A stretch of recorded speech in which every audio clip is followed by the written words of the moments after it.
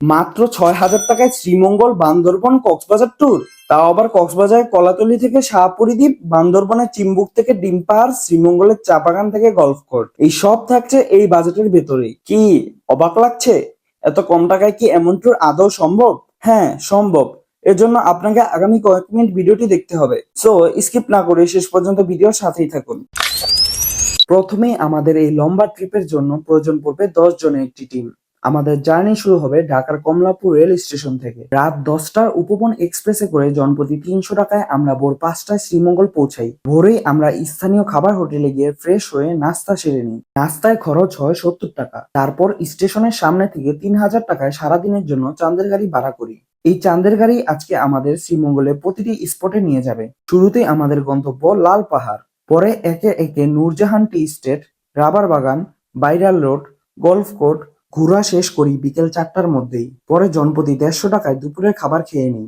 যেহেতু আমাদের আবার রাতের ট্রেন, তাই ৫-৬ ঘন্টার জন্য ১,০০০ টাকায় একটি গেস্ট হাউসের রুম ভাড়া করে নিই। পরে রেস্ট নিয়ে ডিনার সেরে ফেলেছিলাম জনপ্রতি মাত্র ১৭০ টাকায়। পরে রাত ১২টার ট্রেন উদয়ন এক্সপ্রেসে করে জনপ্রতি ৩৬০ টাকায় আমরা শ্রীমঙ্গল থেকে চট্টগ্রাম পৌঁছাই সকাল ৭টায়। এর পরপরই স্টেশনের সামনে থেকে মাত্র ১৫ টাকা লেগুনা ভাড়ায় পৌঁছে যায় নতুন ব্রিজের গোড়ায়। পরে নতুন ব্রিজ থেকে বাসে করে জনপ্রতি ১৫০ টাকায় সকাল ১১টায় আমরা বান্দরবন পৌঁছাই। এখানে ৭০ টাকায় নাস্তা সেরে আমরা বান্দরবনের সব স্পট ঘোরার জন্য ২ দিনের জন্য একটি চাঁদের গাড়ি ভাড়া করি। প্রথমে আমরা চিম্বুক পাহাড় পৌঁছাই, পরে একে একে করে নীলগিরি, সীতা পাহাড়, double hand view, Titanic view ঘোরা শেষ করি। এর ফাঁকে আমরা ১৮০ টাকায় দুপুরের খাবার খেয়ে নিয়েছিলাম। পরে আঁকাবাঁকা উঁচু নিচু রিস্কি পথ পাড়ি দিয়ে আমরা পৌঁছাই বিজিবি ক্যাম্প চেকপোস্টে। এখানে আসার পর জাতীয় পরিচয়পত্র জমা এবং একটি গুরুত্বপূর্ণ ফর্ম পূরণ করতে হয়।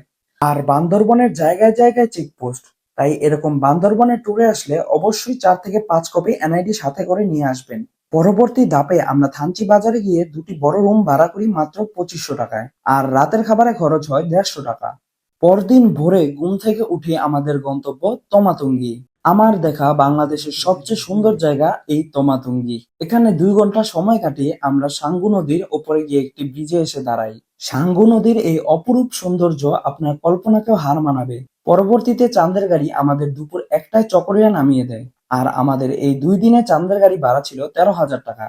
তারপর আমরা ১৫০ টাকা করে লাঞ্চ সেরে নিই। চকরিয়া থেকে বাসে করে জনপ্রতি ৮০ টাকায় কক্সবাজার পৌঁছাই। পরে কক্সবাজার বাস স্ট্যান্ড থেকে জনপ্রতি ১০ টাকায় ডলফিন মোড়, তারপর ২৩০০ টাকায় দিন রুমের একটি ফ্ল্যাট ভাড়া করে আমরা সানসেট দেখতে বিকেলে কলাতলী বিচে চলে যাই।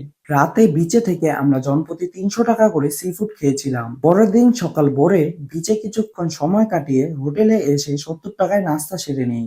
এর পরপরই আমরা আবার বিচে চলে যাই গোসল করতে।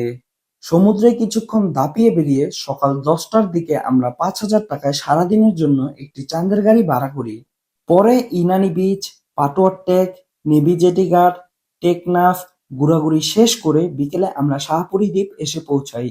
আর এই দ্বীপ থেকেই বঙ্গোপসাগরের ওপারের মিয়ানমার পাহাড়ের অপরূপ সৌন্দর্য খুব স্পষ্টভাবেই দেখা যাচ্ছিল। এর পরপরই সন্ধ্যা হতে আমরা শাহপুরী দ্বীপ থেকে কলাতলী বিচের উদ্দেশ্যে রওনা দেই। রাত ৯টায় আমরা কলাতলী পৌঁছে ১৮০ টাকায় ডিনার সেরে রাত ১২টায় ঢাকার বাসে উঠে পড়ি।